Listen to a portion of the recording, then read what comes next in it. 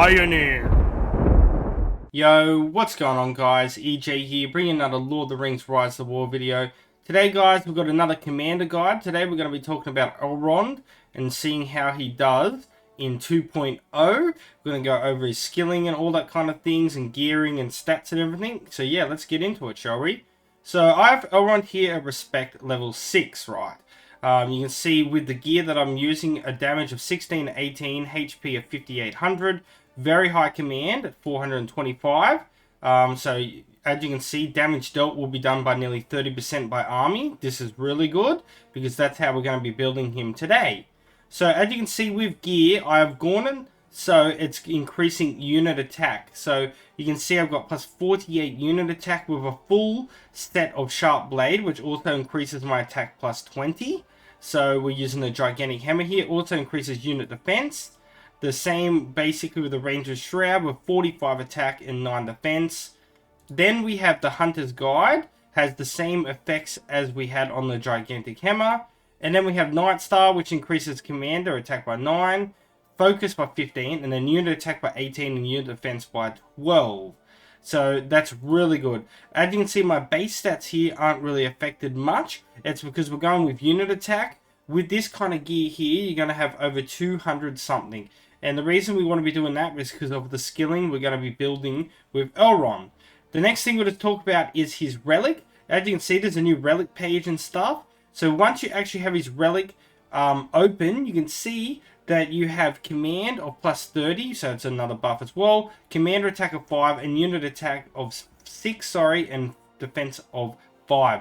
The blue ring after launching normal attacks deals 11% damage to one enemy formation and inflicts keen eye, so that's basically pursuit.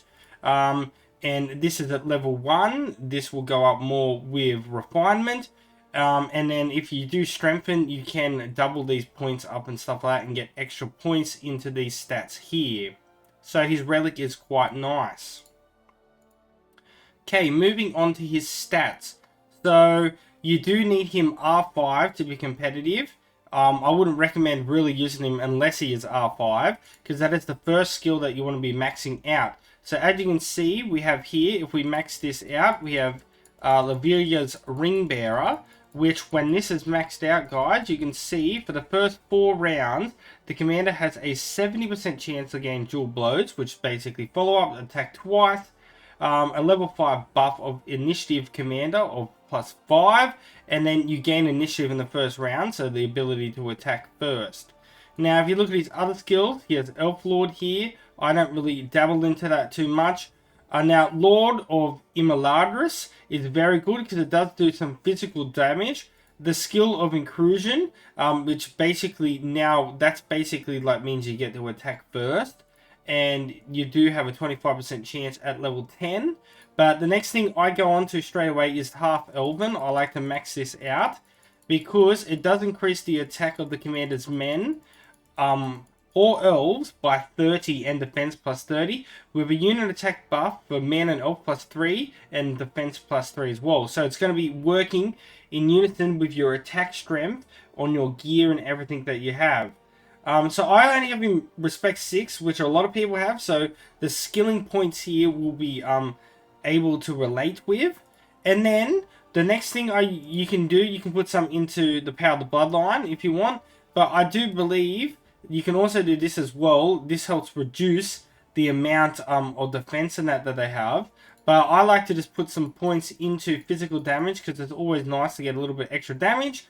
And then any leftover points I like to place into the Power of the Bloodline. Now, as for units, what kind of units would you like to be using with Elrond? You can use either elf or manish units because that's what he works with really well. And it depends on your entire formation. He works really good in a formation full of just elven commanders. Especially like with like a healer with like Gandalf the Grey or Gandalf the White in there. Who's really good at damage reduction. But yeah, he can do some really good damage. Like he works really good with Heralds, Sentinels, like all of those, Bow Knights. And yeah, he roughly does around 70 to 80,000 damage, which is really good. But he does the damage early with the initiative and that. As we've seen for the first 4 rounds, you do have the chance for an allied formation's units to gain follow-up as well as him doing follow-up. So if you're running another commander who's really good at doing unit attack damage, for example, we could take Gilgalad, for example. He can do really good unit damage and that if built correctly. He has the chance to follow up as well. And in here then, we're doing multiple amounts of damages together. And they work in unison with each other. So yeah, guys, that's how you want to build and use Elrond in 2.0.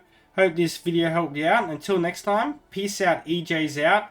And I'll catch you guys later. See yous. Thousands of the EJU army, yeah, you guys are legends to me, so let's keep up this grind. I'll never give up, just like this